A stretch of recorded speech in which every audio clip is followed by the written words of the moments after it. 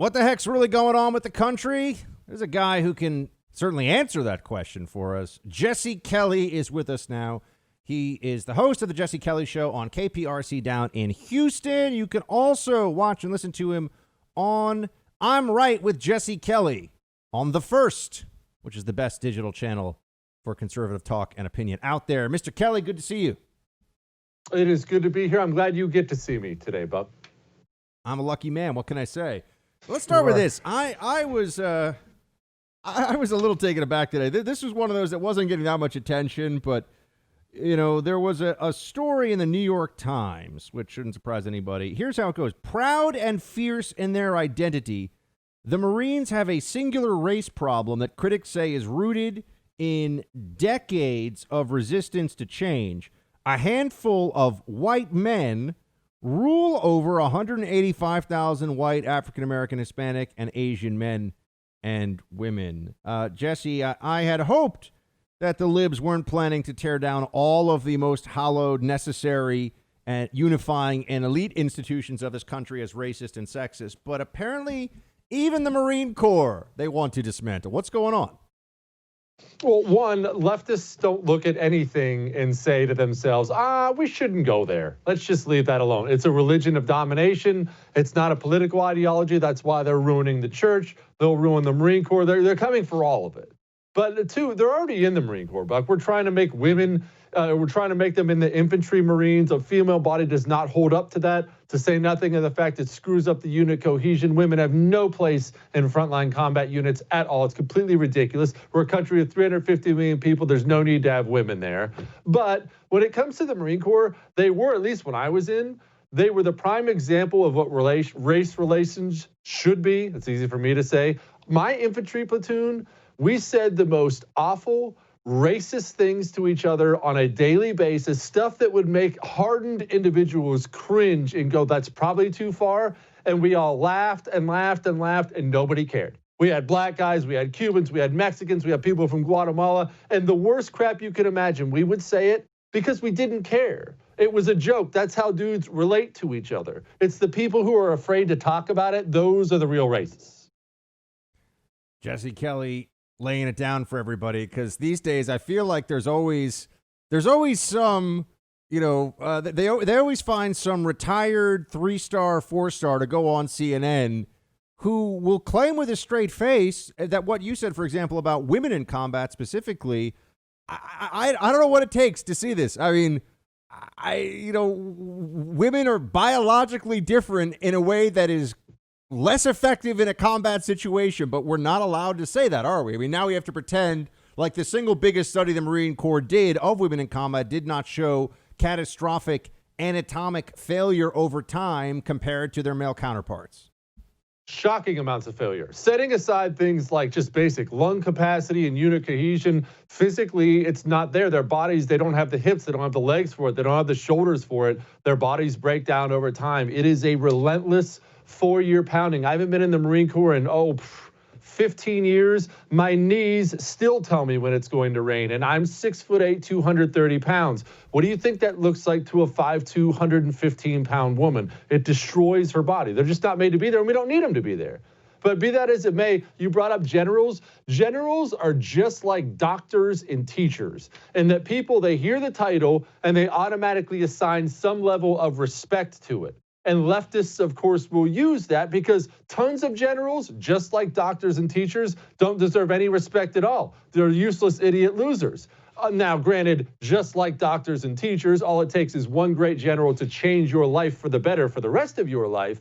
But automatically assigning respect because of the title is ridiculous. Most of the generals I knew were scumbag politicians who were only in it for a career. I was happy to have one or two who were fantastic, though.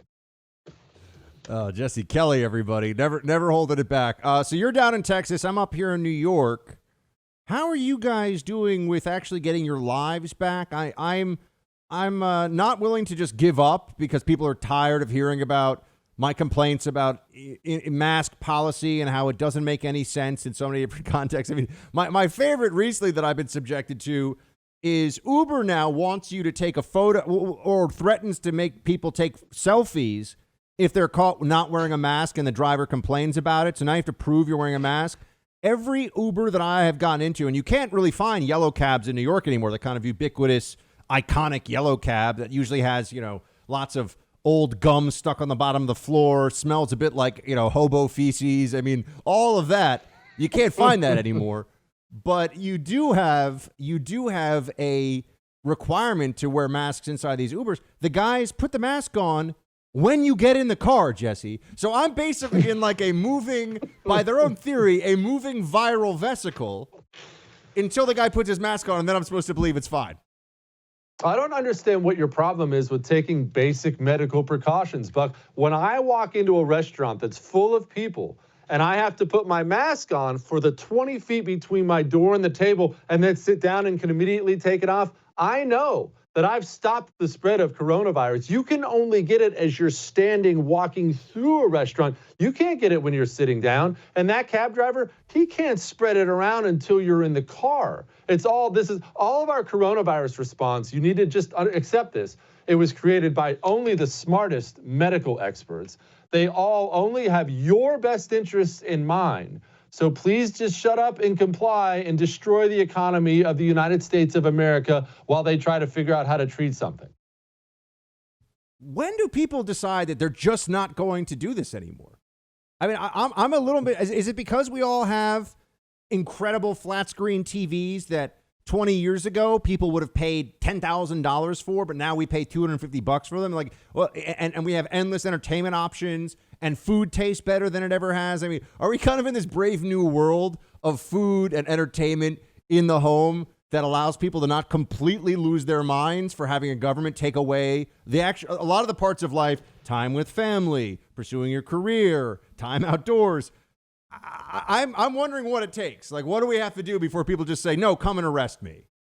I think there are three parts. For one, what you just said is true. I think there are three main parts of this. One, we have an American society that's been educated in government school systems, and therefore they've been taught they're supposed to be good little sheep and do as they're told and do as the government says. Most people in society have been educated like that for 18 years of their lives or whatever it works out to be. That's one. Two, the people being actually attacked and affected by coronavirus are, for the most part, people on the right. That's why it's small business owners and people like that. So they're going to be less prone to street rioting, as we've seen, than people on the left. And lastly, they slow rolled everybody. Look, it was you and I very early on saying these lockdowns are stupid from pretty much day one. But for the most part, remember, the American people are compassionate people. I don't have that problem because I have no heart or soul. But when the American people are told go home for a week, they'll do it. Okay, go home for 2 weeks. They'll do it. 15 days to flatten the spread, they'll do it. And they just kept adding. You notice they were incremental about all of it. Well, just a little more of this, a little more of that, a little more of this. And sooner or later, you wake up and you have what we have now, 50 million people unemployed and a $4 trillion deficit. And now you slow rolled it so much, no one cares. It does feel like the frog in the boiling pot. I'm furious about it every day. I actually have people that write into me and say, stop talking about the national mask mandate that Biden wants. We don't want to hear about this anymore. And I'm like, you don't want to hear about this? These people are they're ruining people's lives over nonsense. How is this not? And these are conservatives sometimes. I get very frustrated. I'm like, aren't we, we had hundreds of thousands of people marching about government spending, Jesse, under the aegis of the Tea Party in 2010? They're destroying millions of businesses and telling you can't go visit grandma or have a funeral if she dies. And we're like, yeah, whatever. Yeah, but those people were marching about $800 billion spending bills under Barack Obama. You see, when the Republican government passes a $2 trillion bill and then just flat out prints trillions more, oh, that's different. I guess things are changed now. The truth is we've lost what it means to be free. The American people should never have accepted a governor or mayor or anyone else saying your business has to close and yours can't. That immediately should have been, no, screw you. My business will be open. If you have a problem with it, come down and arrest me. And if the American people had universally done that, they wouldn't have shut down a thing because you can't arrest everybody. But instead, everybody put their heads down and complied, and now you get what you get. Don't throw a fit. Yeah, it's like we had a massive freedom stress test, and we failed it as a country. That's really how I don't like saying that. I think that's what happened. Oh, you're right. I mean, we can acknowledge our failures. We're never going to correct them unless we do. We have lost whatever that freedom DNA, that gigantic up yours to government thing that was supposed to be an American thing. We've lost that. Now we can get it back. We're going to have to fight to get it back one day, but whatever it is, it's gone. I watched this country, and like you pointed out, most of the right too, wasn't just the left. People on the right now love to do that revisionist history thing and act like this was all Democrats. That's a bunch of crap. Don't let the people on the right who screwed this whole thing up for you get out with that cop out. People on the right too are just shut up. Don't you care about people? And now they're weirdly quiet now, Buck. Jesse Kelly speaks the truth, my friends. Why you should listen to him, you should watch him. I'm right with Jesse Kelly on The First, which if you have not already, download The First TV app, which you can get for your smart device. I'm also on there, so you got lots of great stuff. We've got fantastic things on The First. And also, if you're listening down in KPRC Houston, the show right before this is the Jesse Kelly Show. Jesse, great to have you, man. Thank you. Appreciate you, boss.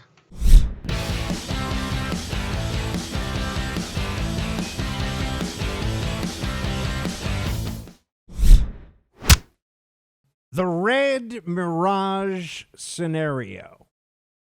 We're going to be talking more about this. This is a very important thing. This is something that everybody should be aware of right now.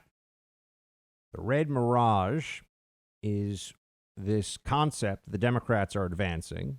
And there's one Democrat group in particular that's telling everybody through this analytics firm that there is a very good chance that President Trump on Election Day may look like he is winning substantially, like it's a landslide, a huge victory for Trump this election day. This is not some far-off future prediction. And then, because of mail-in voting, he may go from being considered the president on election night. People might go to bed on November 3rd thinking that Donald Trump is the president of the United States for 4 more years and wake up a day, maybe a week later, only to be told, oh, just kidding. We're counting all these mail-in ballots, and what do you know? It's a much closer race than we thought. It's now a contested race. It's now a circumstance where we can't tell you that the current president, Donald Trump, really even won. The CEO of this group, Hawkfish, calls the scenario the Red Mirage. Quote, we are sounding an alarm and saying this is a very real possibility that the data is going to show on election night an incredible victory for Donald Trump. When every legitimate vote is tallied and we get to that final day, which will be someday after Election Day, it will in fact show that what happened on election night was exactly that, a mirage. It looked like Donald Trump was in the lead, and he fundamentally was not when every ballot gets counted. And they even have a graphic that they show of how the country from November 3rd to, say, November 8th, 9th, 10th, all of a sudden, the vote count shifts. Here's what they're telling you. Under one of the group's modeling scenarios, remember, modeling with COVID got us into horrible trouble with believing we're going to run out of ventilators and believing we're going to run out of PPE and all this stuff. According to this group's modeling, though, and there's a reason why this all matters. Even if they're wrong, this matters a lot. Even if this is all a fantasy from this analytics firm. Let me just give you their numbers, though, first. Trump could hold a projected lead of 408 to 130 electoral votes on election night. This is all according to Axios. If only 15% of the vote-by-mail ballots have been counted. Once 75% of mail ballots were counted, perhaps 4 days later, the lead could flip to Biden's favor. This particular modeling scenario portrays Biden as ultimately winning a massive victory, 334 to 204. The ultimate results may well sit somewhere between these low-end and high-end scenarios, but they're telling everybody right now that just because you see something on election night doesn't mean that that's actually what has happened. This is so dangerous. This plays in so clearly to the narrative that that's really been shoved down our throats now for months, that Trump, if he wins, it's illegitimate. Remember, Hillary Clinton said, I think it was last week or the week before, Hillary Clinton made the claim that Biden shouldn't concede under any circumstances. That's going to be their position, that there should be no conceding the election on election night. Hillary didn't even want to concede when she lost in 2016. You'll remember that. She was thinking about trying to contest it. This is giving you a heads up right now that Democrats absolutely will contest the election results. They're not going to give, even if it means they're wrong in the end, they're not going to give Trump voters the peace and the satisfaction of an election night win. They're going to say, we can't know because of the outstanding mail-in ballots. Think of the chaos. Think of the way that this undermines the sense of stability and fairness in the election. Oh, so we can't know who the president is until all the mail-in ballots are counted? And how are we counting those mail-in ballots? How are we to know who's getting them and who's not? How are we to know if there's any fraud involved in this? You know, Democrats don't like to concede elections the night of. In fact, Sean Davis at the Federalist wrote that Democrats haven't conceded a presidential election on election night since 1988. And they are now laying the groundwork for endless recounts and litigation to prevent a potential Trump win from being certified before Inauguration Day. That Sean is completely correct here. That's what's going to happen. They're going to fight this thing. They will deny Trump victory no matter how much he wins by. That's the plan. They will assert that Trump cheated no matter what. And they'll say that Trump didn't really win until all these votes have been counted. And the reality is that there's no way of really knowing in those early hours after the polls open up, and I'm sorry, after the polls close, how many mail-in ballots are really out there to be counted. So now we have the never-ending election, really. This is what, and you have this with Russia collusion in 2016. The reason that the Democrats feel so free to undermine Trump in the extreme ways that they do is because they've never really accepted that he's the president of the United States. The reason that the Democrat Party takes the position they do about this White House, about this president, is that they've never viewed him as legitimate. They've never been willing to accept that the president of the United States actually came through in 2016 and won. And that's very useful for their base, right? They get to go to sleep at night thinking that it's all some bad dream. It didn't really happen. But think about what that does to the country, how that pulls us apart. Imagine what this feels like after the year we've had with COVID and the Democrat riots and the Democrat looting. And then we have an election, and instead of the peaceful transfer of power, or rather the peaceful maintenance of power in this case, if Trump wins, what you'll have is another effort by the media, the deep state, the Democrat apparatus to create some grounds for what's effectively a soft coup. Soft coup part 2. That's what they're going to try to pull off. This is the insurance policy. Only this time it's not the Russia collusion angle, although they'll probably use that too. It's the, what about all the mail-in ballots? They're still coming in. They're still being counted. Oh, where do they come from? When were they postmarked? Who actually signed them? Not going to be able to ask any of those questions. They just want to make sure that Trump doesn't get to have a win, and they can fight this out in the courts endlessly. Because even if they don't end up being successful in stopping him from being president, they'll pretend for the next 4 years he's not really the president.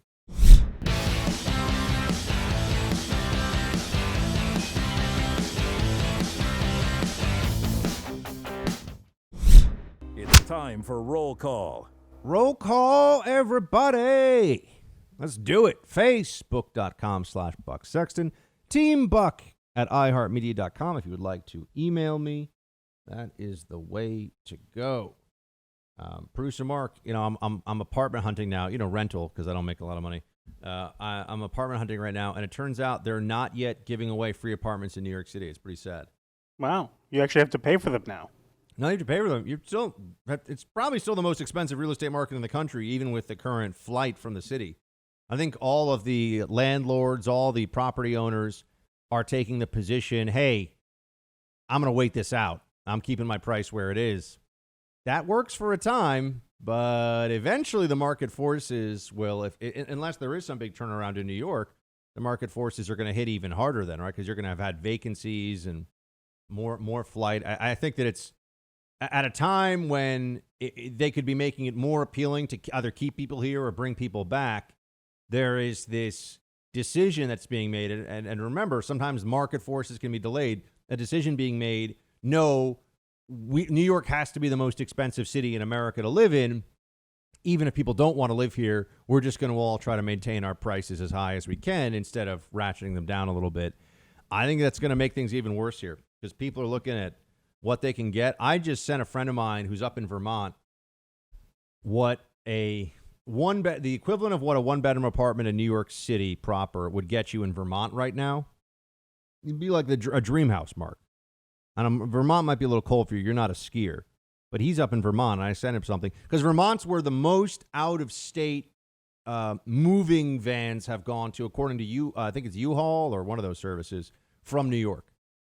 They're all bouncing on NYC to go to Vermont. You ever been up there? I have not, but I definitely want to. I tried skiing. You and the missus would enjoy it. Great food. Obviously, a big hockey heritage. It's practically Canada. So maple syrup. In the summers, I used to spend summers there. I went to camp in Vermont. I loved it up there. Beautiful. And unfortunately, the politics are not my cup of tea.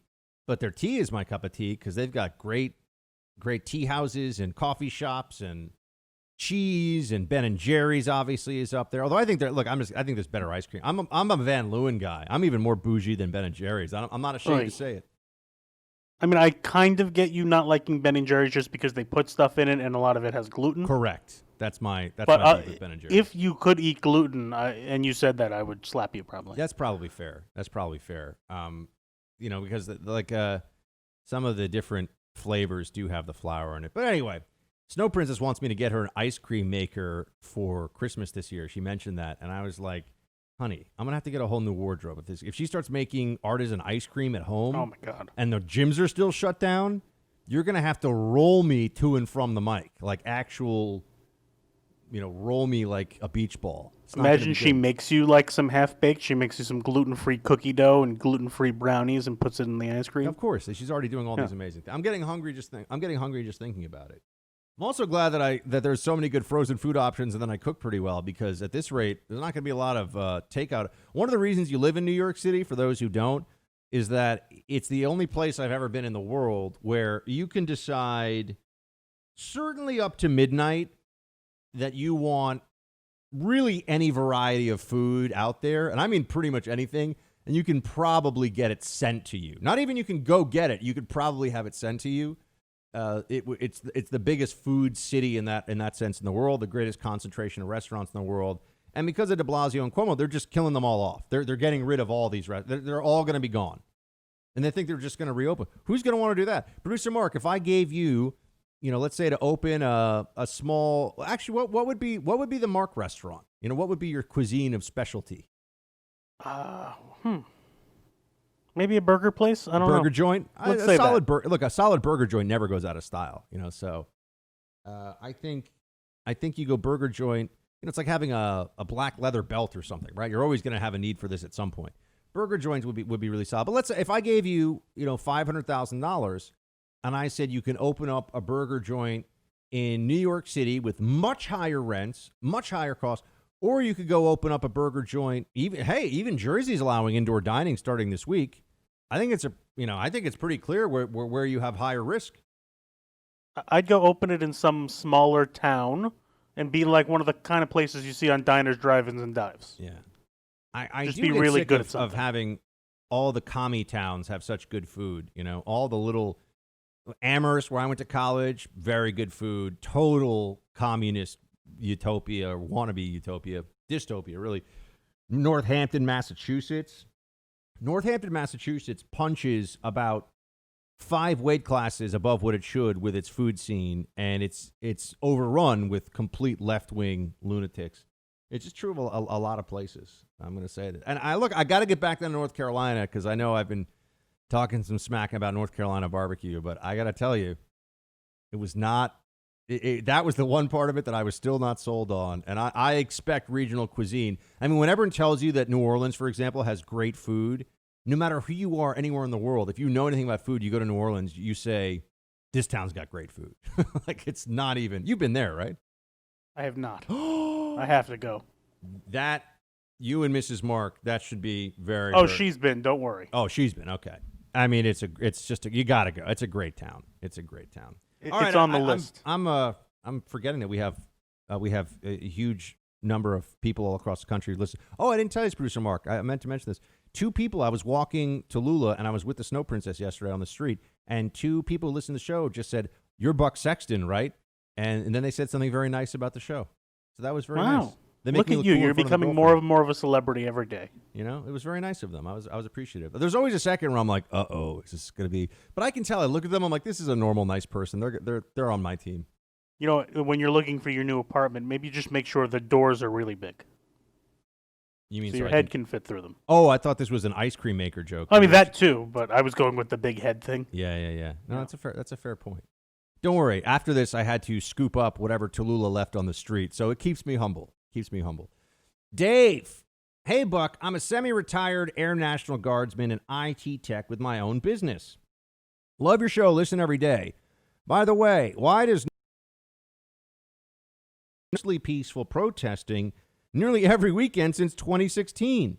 These people have been around in Portland since the 1970s. They have gained momentum and first came to my attention when they assaulted the Patriot Prayer Rally in 2017, whom Antifa falsely labeled as fascist. Shields high. Hey, Dave, thank you so much for listening. Honored to have you as part of Team Buck.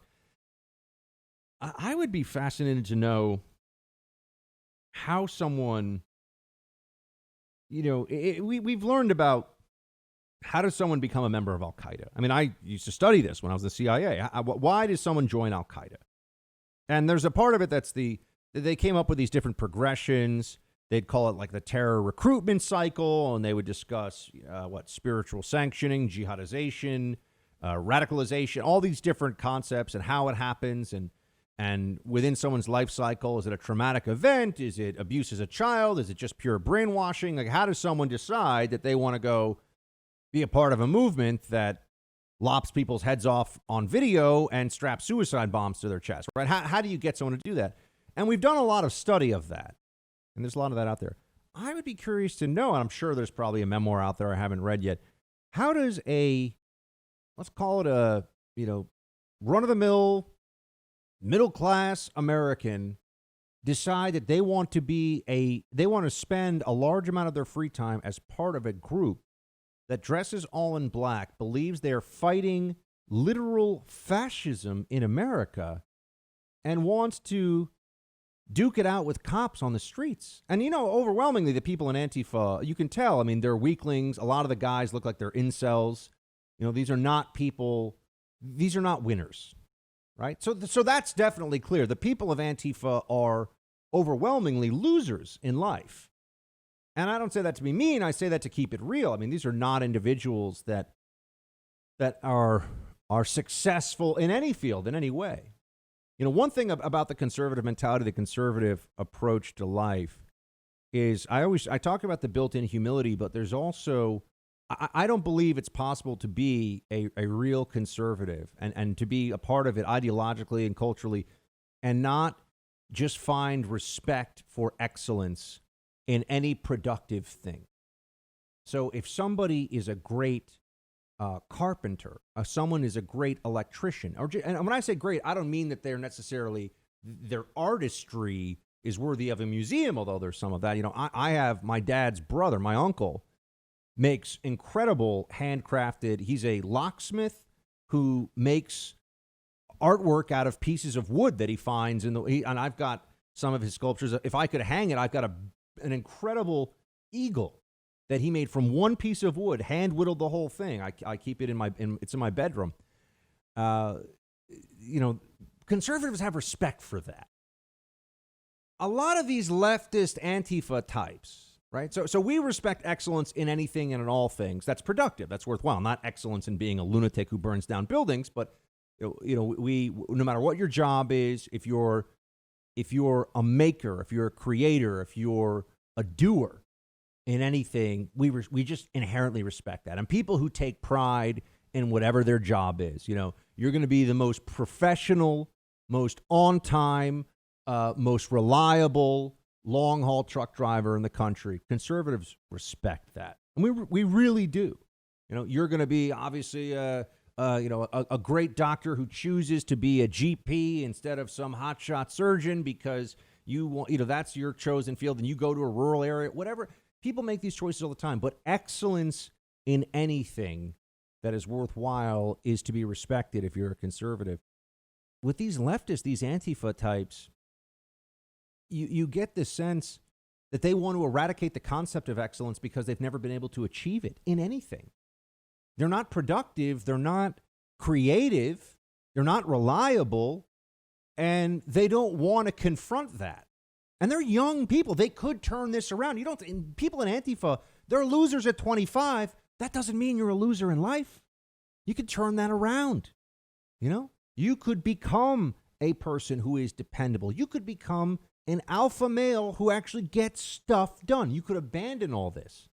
You can start to go to church. You can get married. You can be a good dad. You can be a good employee or start your own business. All these options are there. But for Antifa, for this mindset, for this left-wing insanity that's out there, it's just so much more comforting to believe that all the excellence that's around them in America is stolen from other people. It's all built on oppression. It's all part of a racist hierarchy or whatever. I really do believe that Antifa at some level is an ideology that is just at war with excellence in anything and in all things. That was a little bit of a digression from roll call. We'll come back to more roll call in a second.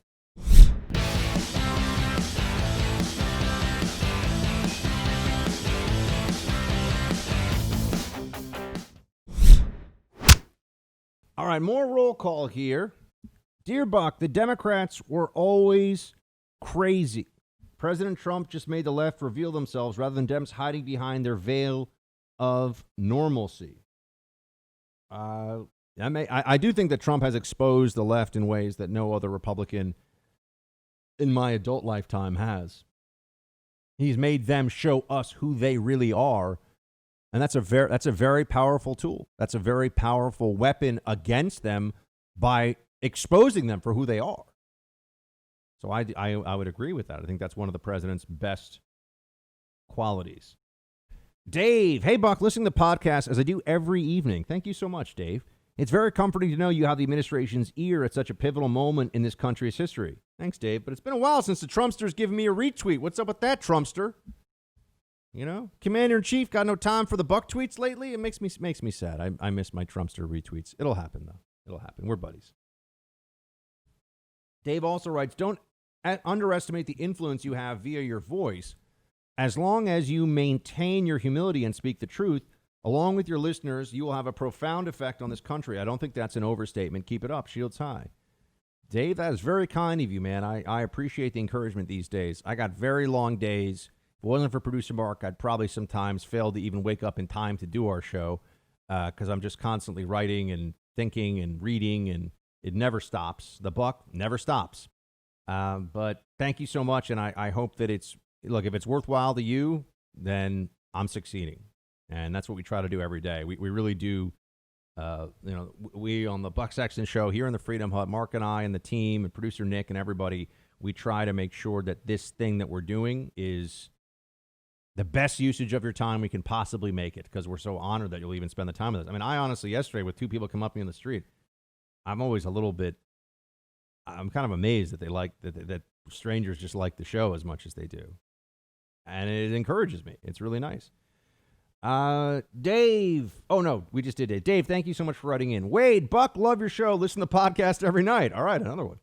Hunt for Red October is not the best submarine movie. Whoa, Wade, party foul.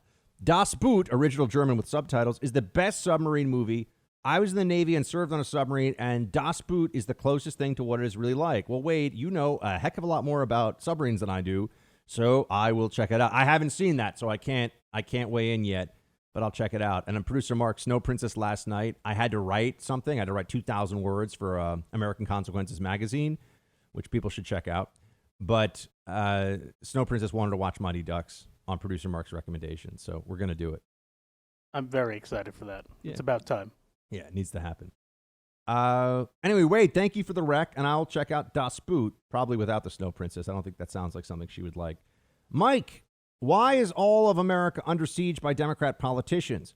Isn't there any requirement for an elected official to protect every citizen's life and property under their purview and not to bend only to those that elected them?